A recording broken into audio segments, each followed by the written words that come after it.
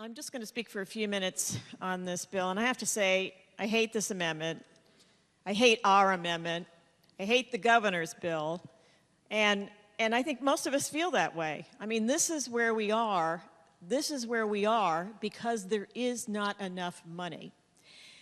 And there hasn't been enough money coming in. All of our projections have been off. Our revenues have been off year after year after year. I, like many of us, voted for tax increases. I have to admit that. I thought, well, okay, the economy's coming back, and I absolutely applaud Governor Malloy.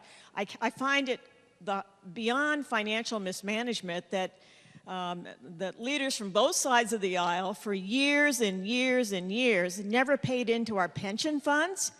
Never paid into our pension funds? How is that possible? And Governor Malloy came in and said, we got to start doing that. We got to start doing that. And I voted for that first tax increase, I have to say. Took a lot of heat for it because, okay, we need to do that. We need to fix this. And guess what? Not only did it not fix it, the situation got worse. You know, we all know the score. You know, we can't keep banging together these short-term budgets without teeing up a long-term solution.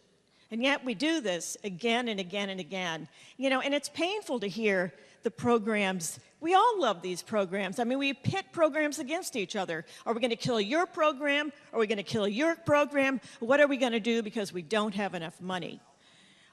Many years ago, I probably bored people with this, but I was a journalist and I was in New York City, and one of my beats was finance. So I was down on Wall Street a lot and talking to financiers, and a gentleman named Felix Rohatyn, who helped save New York when it went off the brink.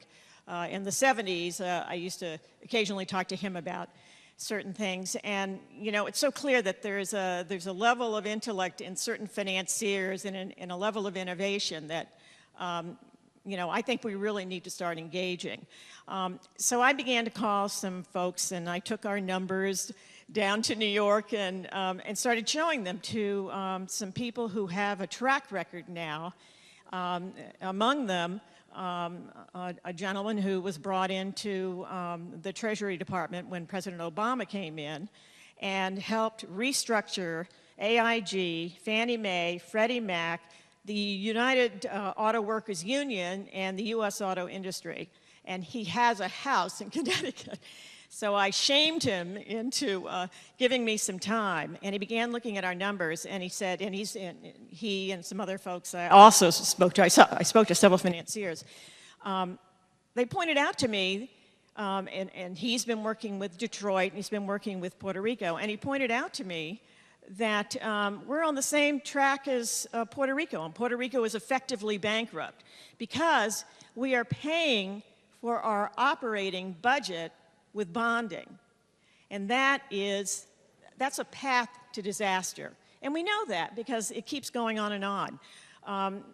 Again, I hate this amendment, but one of the things that I have to applaud our Democrats upstairs was that they put in some provisions to demand that we start thinking about bringing in some outside expertise, you know, to do an RFP to find some folks who are really restructuring, because we're not the only state who's had this problem, who've been helping states who have these problems and who have a successful track record.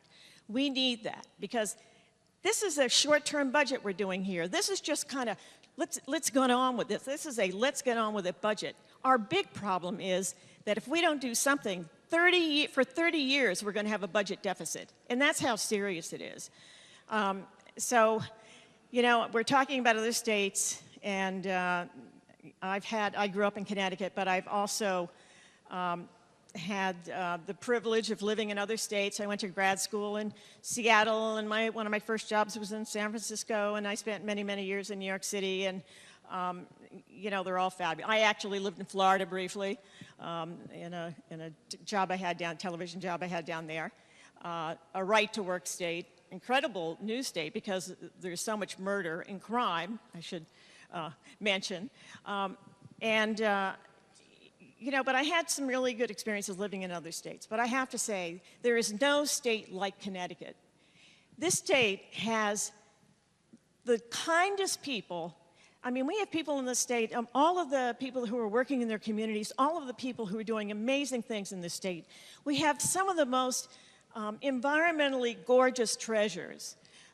We have high education, we have high standards. We have standard of living here and quality of life here that many other states can only dream about.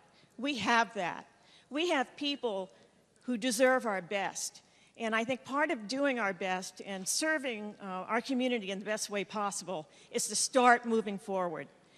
This budget has come before us.